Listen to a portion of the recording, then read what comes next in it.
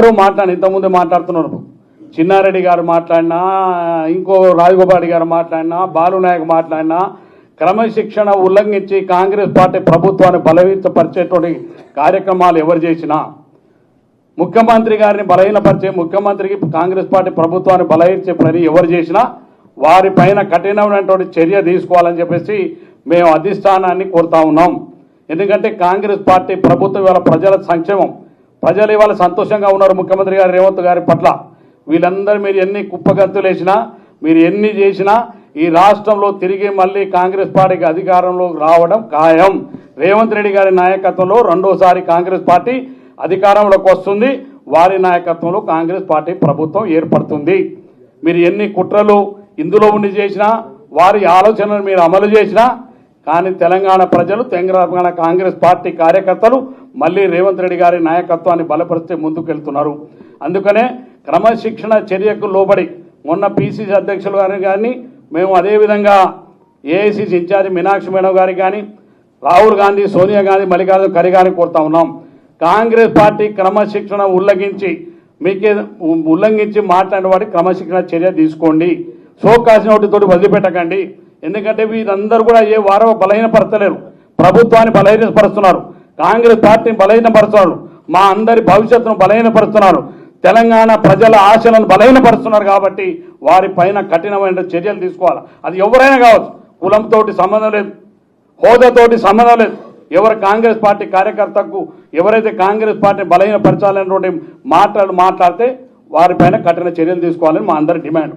అందులో భాగంగానే మేము ఒకటే కోరుతా ఉన్నాం, ఏదైతే మీరు కాంగ్రెస్ పార్టీ మాట్లాడదలుచుకుంటే మీరు ముఖ్యమంత్రి గారితో విధంగా మాట్లాడండి, మీరు లోపల ఇంట్లో మాట్లాడుకోండి, మీ సమస్యలు ఉంటాయి.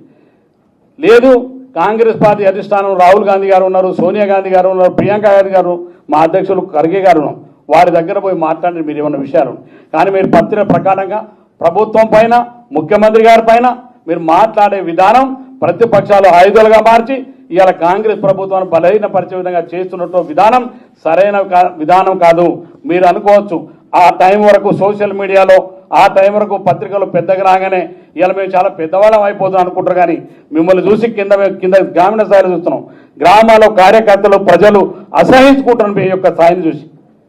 సొంత పార్టీలో ఉండి మనం కూర్చుంటే ఈ నీడనిచ్చే చెట్టును నరుకుంటే దుర్మార్గమైన సంస్కృతి, అది మంచి విధానం. ఏ నాయకుడైనా కావచ్చు, ఏ పార్టీలో కావచ్చు, రేపు మేము మాట్లాడినా, ఇంకెవరు మాట్లాడినా, ఎవరు మాట్లాడినా, ఎంత పెద్ద నాయకుడు మాట్లాడినా మీకు సమస్య ఉంటే అధిష్టానం చెప్పండి. కానీ పార్టీని నష్టపరిచేటువంటి మేము ఉన్నటువంటి శాసనసభ్యులం అందరినీ ఇక్కడ మేము అందుబాటులో ఉన్న వాళ్ళు మాత్రమే ఇవాళ ఇక్కడ చేరుకున్నాం.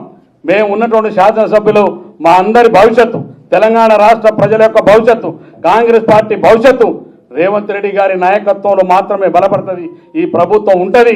కాబట్టి వారిని బలహీనపరిచే, కాంగ్రెస్ పార్టీ బలహీనపరిచే ఏ నాయకుడైనా వారిపైన కట్టినాను.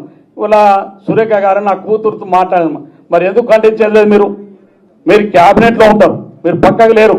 క్యాబినెట్లో జరిగేటువంటి ప్రతి నిర్ణయాల్లో మీరు కూడా ఒక బాధ్యులు.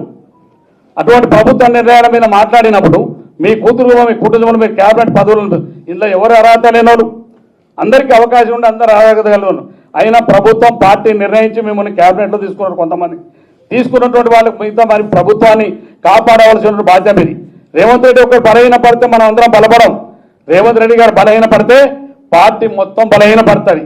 ఆ బలహీన పడాలనే కుట్ర అవతల ప్రతిపక్షాలు బీజేపీ, టీఆర్ఎస్ తోటి సాధ్యం కావట్లేదు. అందుకనే వితిన్ పార్టీలో కొంతమంది ఇవాళ మీ ద్వారా బలహీనపరచాలనే కుట్రను మేము కఠినంగా ఖండిస్తా ఉన్నాం. వారిపైన కఠినమైన చర్య తీసుకోవాలని కాంగ్రెస్ పార్టీ అధిష్టానాన్ని కోరుతూ అందరి నా ఒక అభిప్రాయం, అందరి శాసనసభ్యుల అభిప్రాయాన్ని మేము ఇలా ఈ సభ ద్వారా తెలియజేస్తాము. ధన్యవాదాలు.